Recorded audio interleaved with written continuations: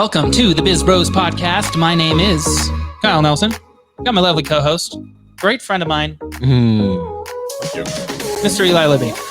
And we're here with another episode. Once again, another thought leader that we're interviewing, having a great conversation with, that we're really excited about, and a topic that we're always exploring. And I feel like we talk about a lot and have gone to events and read books and all that fun stuff. Absolutely. If you're not awake yet, make sure to wake up because our next guest is waking up the world. We're really excited about this.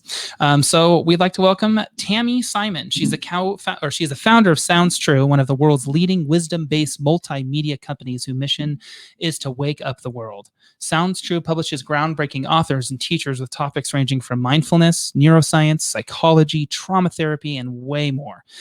She also founded the Inner MBA, a collaborative effort between Sounds True, LinkedIn, Wisdom 2.0, and Mindful NYU to train the next generation of conscious business leaders by teaching them the inner skills required for success in today's business and work environment.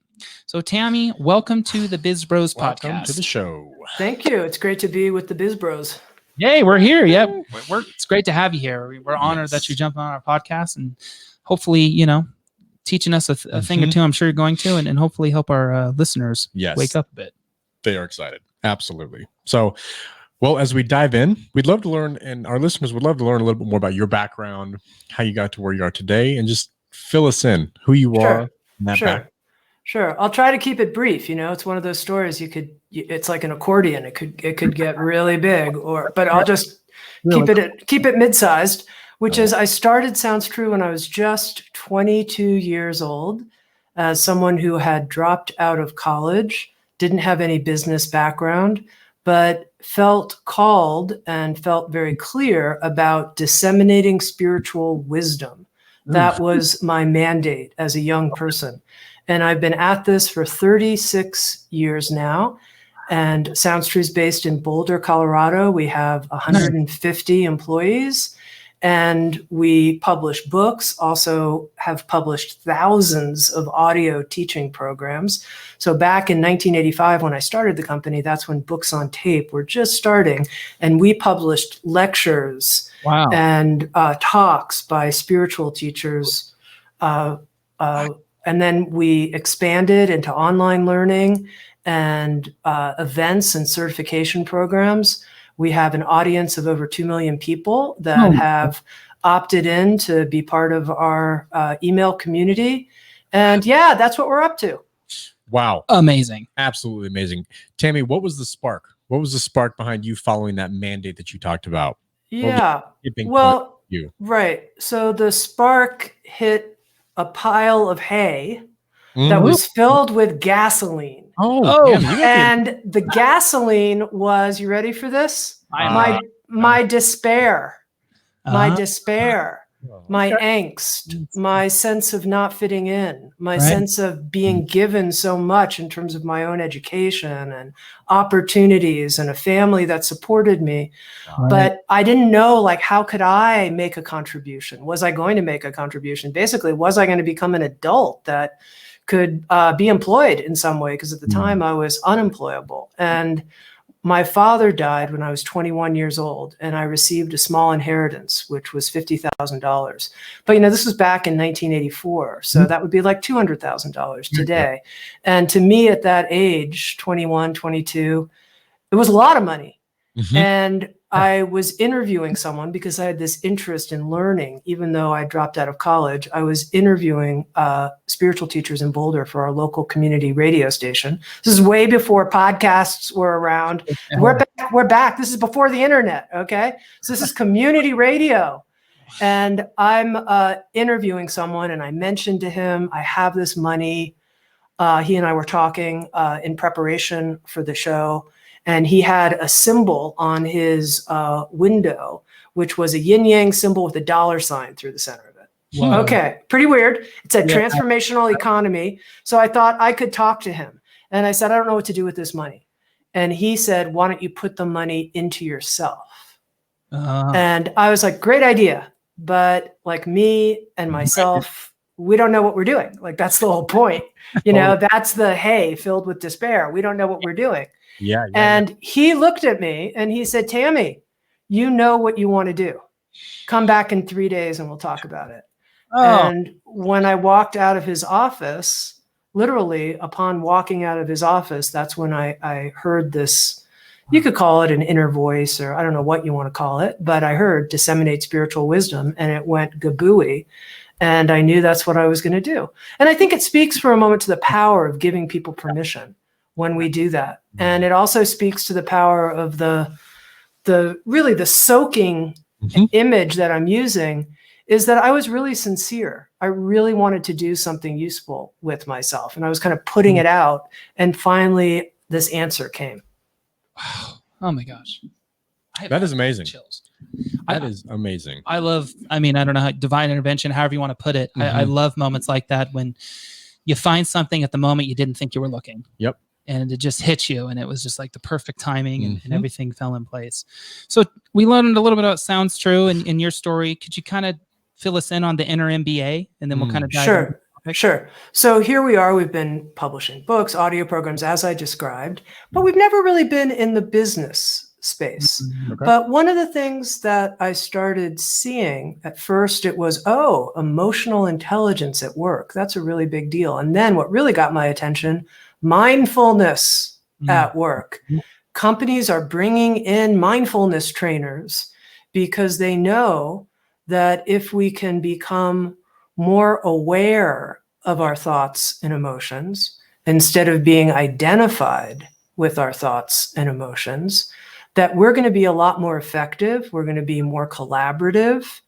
We're going to be more creative. We're going to be less reactive, that there are all of these benefits to establishing a mindfulness practice. And I could see, the business world is, here I'm going to use the word, waking up to the value of these wisdom practices and wisdom teachings, the wisdom practices and teachings that we've been publishing for the last 3+ decades.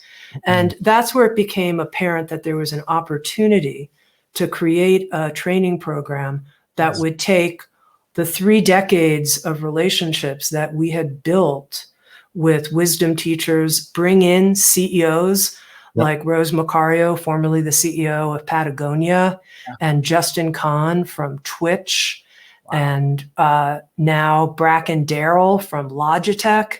And, a woman named Lorna Davis, who was previously the CEO of Danone. And we're, huge companies, billion-dollar companies, people who operated with these wisdom principles right at the core of their own personal life, of the teams and the collaborative practices that they introduced at their companies, and CEOs who found creative ways to put this into their operation, into how they structure their business, the social good that their business creates. So there's a part of the Inner MBA combining these CEO storytelling sessions with wisdom teachers, with conscious business trainers. And people go through a 9-month intensive online journey as part of a community with people from all around the world to have a deep immersion. And really the goal is that when you're done with the program, you are a different human being. So it's not just that you learned these things and you heard these things and you met some friends, like that's all good, but you changed and you did some really deep personal work over the 9 months. That is amazing. I don't know where to go from that. Yeah, it sounds like something right up do. our alley.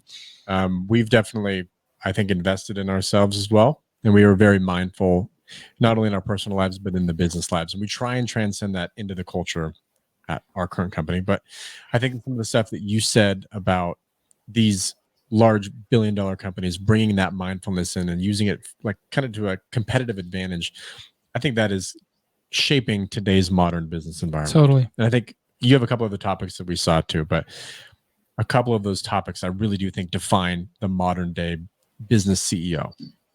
Yeah. And, it's interesting because we can talk about it in terms of competitive advantage. And I do think when it comes to attracting talent, it's a competitive advantage. I think when it comes to having a halo on your brand that's genuine, that's not performative and surface, but, oh, these people are really walking their talk at that company.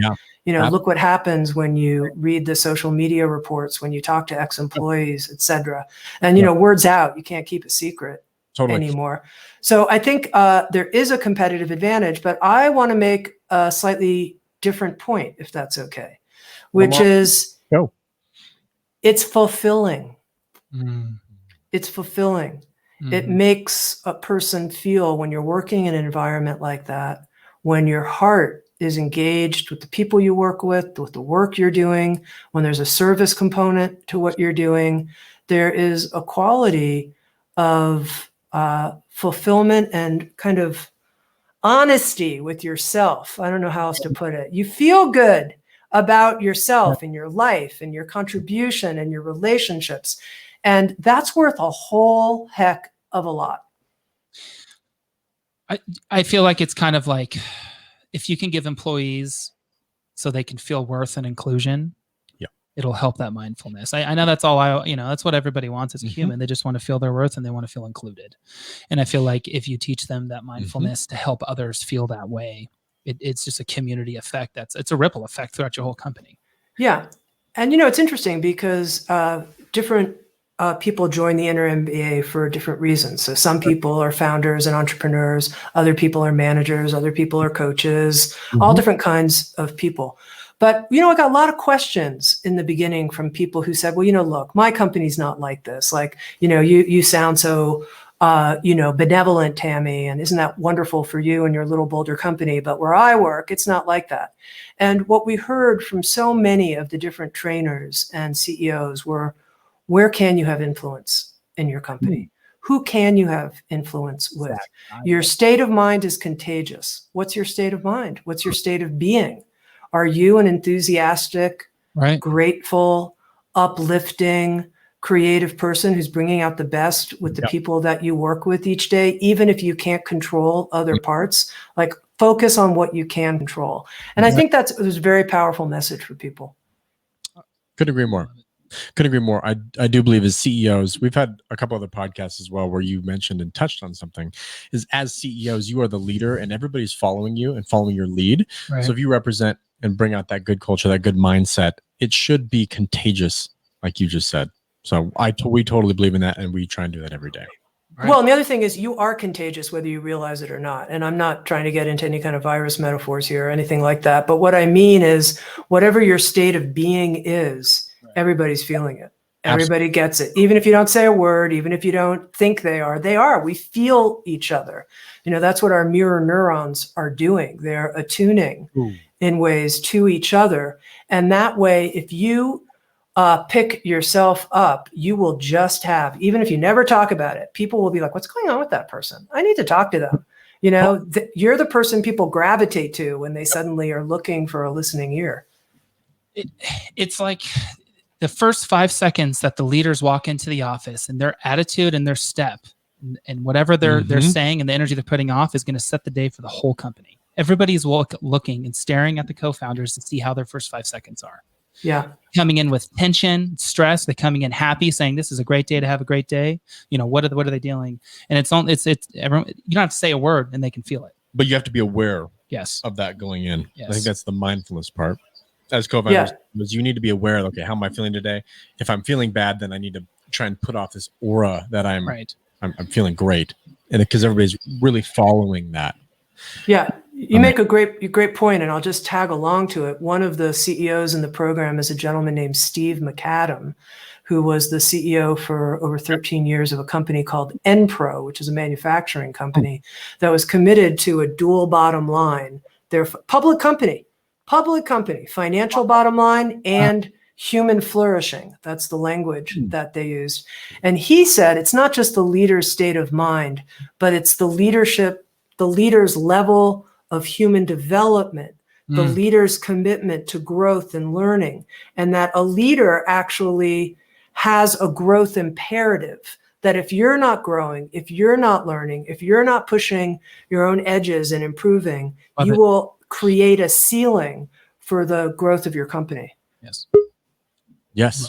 That's wow. I have a couple of questions to spark off that. I know we're kind of jumping off the it's fine. It's a good conversation. How do you instill in employees from a leadership perspective? How do you instill that flourishing so that they feel like that there's opportunity in their role and opportunity in their position? How do you guys Sure. consult the founders and the leaders to bring in and get that human flourishing, that other bottom line? How do you do that to the team members?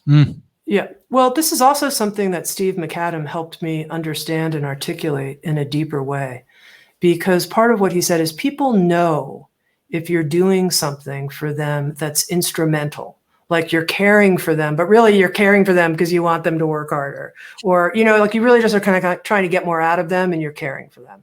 And that's not human flourishing. What human flourishing is, you care about people because you care about them.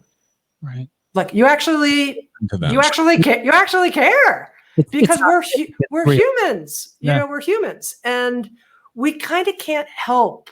Like sometimes I would joke, like if you stuck me in a small room with any animal practically, and I don't know, I shouldn't probably take this metaphor too far, but we would end up becoming friends. You know what I mean? Because it's just the two of us in this room, and we're going to become friends. And it's kind of the same with humans. Like we actually, if you just let yourself be in that part of you that sometimes we think we're not supposed to bring to work, which is that part of us that really has warmth for other human beings, really wants them to do well.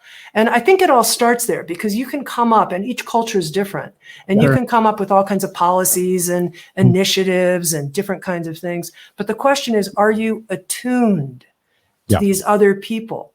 Are you actually sensitive to them? Do you care if they're happy and flourishing or not? And even, there's a woman named Michelle Maldonado, and she's one of the faculty members in the program. She's a business trainer who's also now running for public office in Virginia, which is really interesting. But Michelle talked about how she, even before she got into being a business trainer, she was working in a corporate environment, and her team always did the best and performed the best, had the greatest results financially. And people would say, "What's going on, Michelle? How come your team's so happy and excited?" And she's like, I actually really care about each member on my team. And I ask them, what about the work's exciting to you? And if there's nothing about the work that's exciting to them, maybe we need to find what is exciting for you. And let me care about what is exciting for you. Even if you stay in your job, what are you excited about? Because I care about you. Right. And it's just an interesting thing to let yourself care. 100%. Ties in probably really well with empathy as a leader, having a strong empathy. And then I think you talk a lot about emotional intelligence as well. I know that's veering off the topic, but I think that is a big part of having emotional intelligence and understanding and getting a nice feeling for the room. When you walk into the room, how is this person feeling? Oh, they're not having a good day. Care on them, love on them a little bit.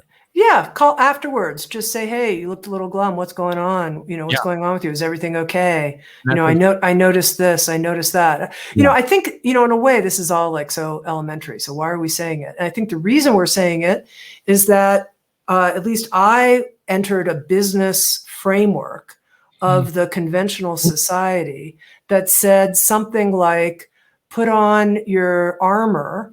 And I know you're a feeling woman, Tammy, but that's not really how you perform and make money and succeed. The way you succeed is with this other thing, and that your emotions are actually going to make this all more complicated. So leave them out. But yet our emotional intelligence, our emotional capacity, our emotional resonance, as the words we're using, empathy, attunement, we have to be able to say, guess what? I need my emotions. When I'm angry, that's an important signal to me that there's some kind of boundary that I need to express or communicate. Something's wrong here. My anger, now how you express it and being skillful with it, of course, is important.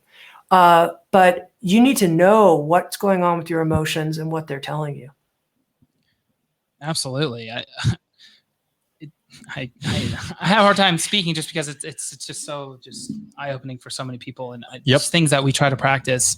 And I can imagine you guys have some amazing breakthroughs that you guys witness. Oh, that's a good point. And see people transform in different ways, whether it's the leaders or the team members or however it may be. How do you guys help people that need breakthroughs that are very defensive and they're like, "This ain't for me. I'm not about this"? coach, Sure. boss, Mhm. why are you doing this to me? I don't like this kind of stuff. This isn't me. But you're trying to teach the whole team, Mhm.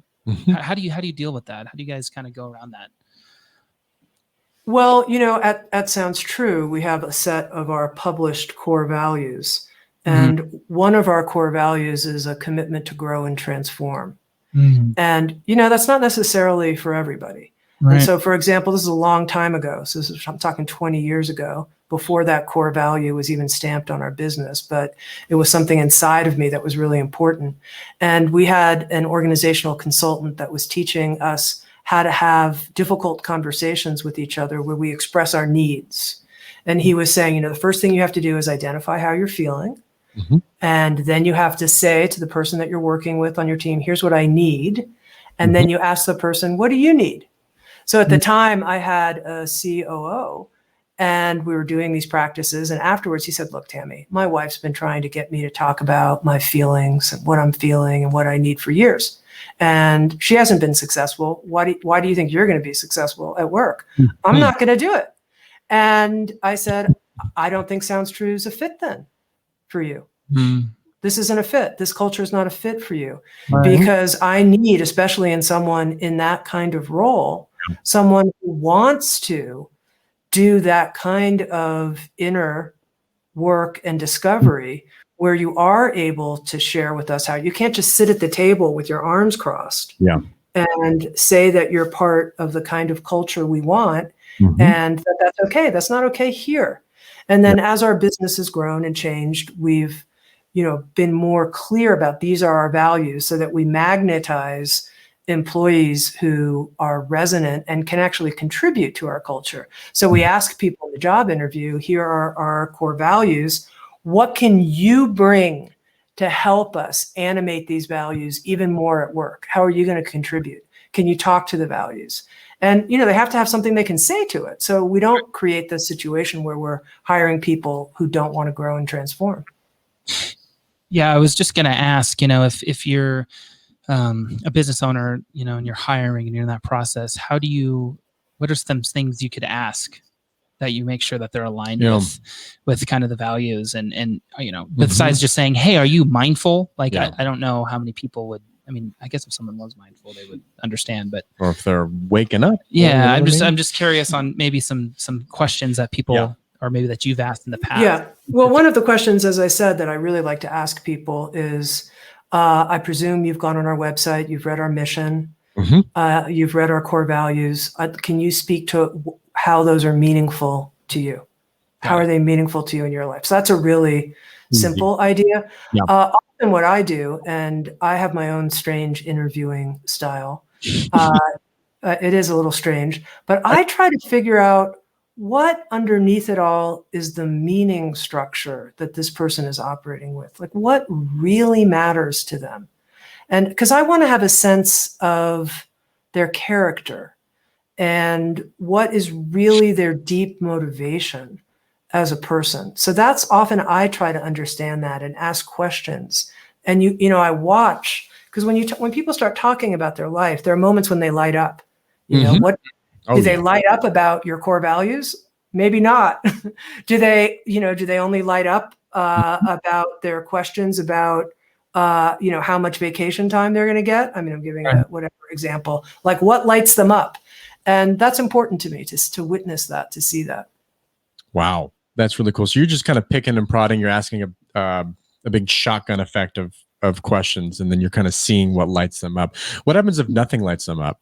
What happens if they're kind of, not that this happens, what if they kind of feel kind of flatlined? Does that mean that they're not a good fit? Or does that mean that there's opportunity to help them find these explosive moments in their life? If I found that in somebody, I might start asking them some questions. And actually, I'm pretty direct. Maybe you can already feel that in this conversation. But I would say something like, I notice you seem to have somewhat of a flat tone of voice as we're having this discussion. And I'd love to understand that more. What's your experience of yourself, of your own enthusiasm and excitement? What turns you on? Like, I don't want to have to try to guess. I'm guessing over here, let me play this back for you, but tell me what's going on inside. And I'd want to really try to put them in a corner and see if they could have that level of self-awareness and self-reflection and share what's going on. I mean, maybe they might say I'm nervous, and I'd be like, oh, that's interesting. So there could be a lot of things. Wow. Love that. We ask a lot about culture and like, what is like an interview question that we ask is what does a perfect weekend look like for you?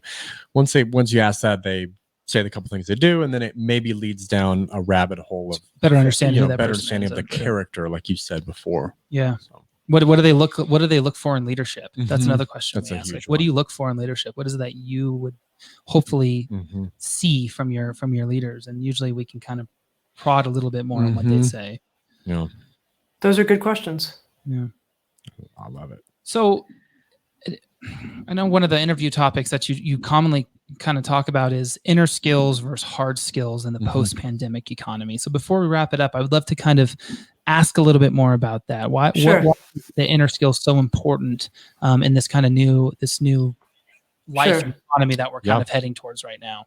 Sure. Well, a couple things. First of all, sometimes people talk about it as soft skills and hard skills.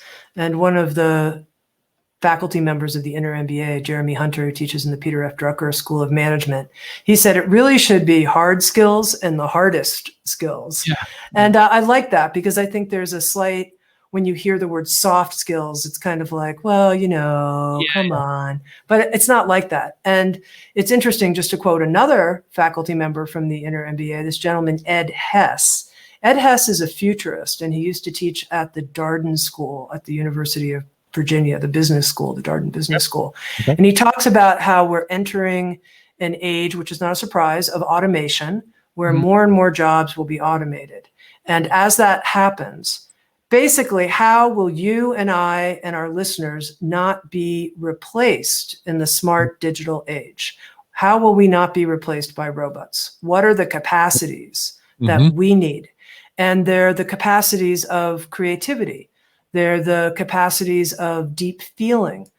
He's teaching a special module on innovation because automated activities can't come up with something that's never been thought of before. We humans, we do that. We see and feel what's emergent, what's needed. We're the ones who connect with each other in a special kind of warm, feeling, sensitive way. And if you want to be gainfully employed in the future, it's these deep human capacities that we need to focus on. And he said to me, look, Tammy, the Inner MBA, this is where traditional, conventional business school education is going. In 10 years, the kinds of skills you're teaching now in this 9-month online program from a, interesting, wisdom-based media company over here on the side, what you're teaching is going to be mainstream business education 10 years from now. This is what people are going to be learning. And I think he's right. I think he's seeing what's around the corner. 100%. You are. And I know this doesn't sound silly, but I think at the end of the day, if everyone would just realize that everyone is human, just like the rest of who you are or who I am, and it doesn't matter if you are the janitor or the CEO of the largest company in the world, we all put our pants on the same way. We all have feelings. We all have worth, and we give to the world in a different way.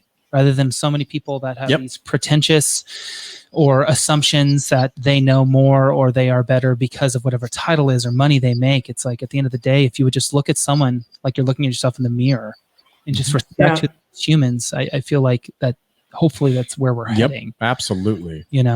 What this Inner MBA program is teaching is just right online. Parallel rather than hierarchy. It's having like feelings. we're all people.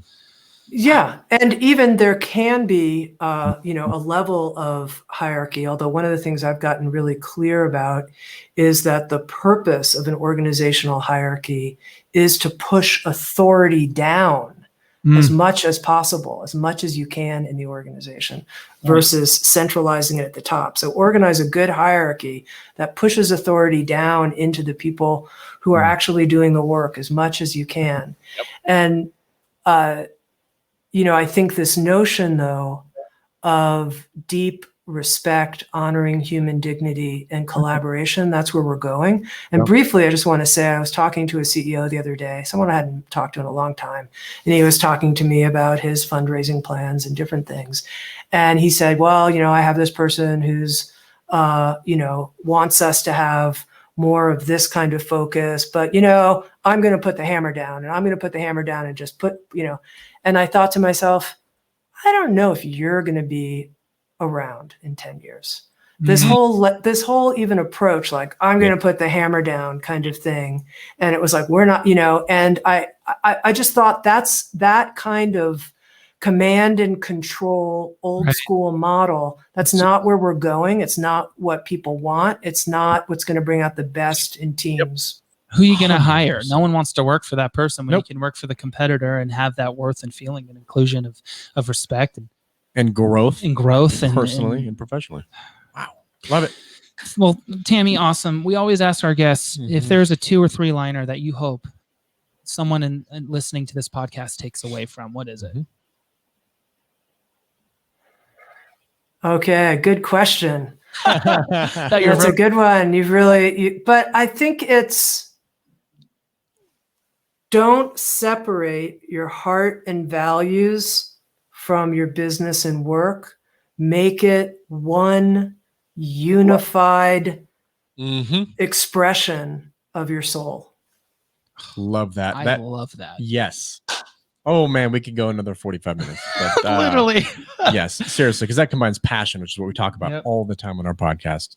I'm going to cut it there. So as we wrap this up, Tammy, where can people find you? Find about Sounds True, MBA. Sure. What you want to drive? Come visit us at soundstrue.com, and then to learn more about the Inner MBA, innermbaprogram.com. And our next cohort begins in the middle of September. Wow, beautiful. Well, awesome, Tammy. Thank you so much for joining us on an episode. All right. Thank you. Thank BizBros. Great work. If you haven't yet, please check us out. Anywhere you type in BizBros, subscribe to us, follow us in our journey. And we look forward to bringing another episode, another thought leader just like Tammy to you guys here real soon. So thanks for joining us, and we will see you on the next BizBros podcast.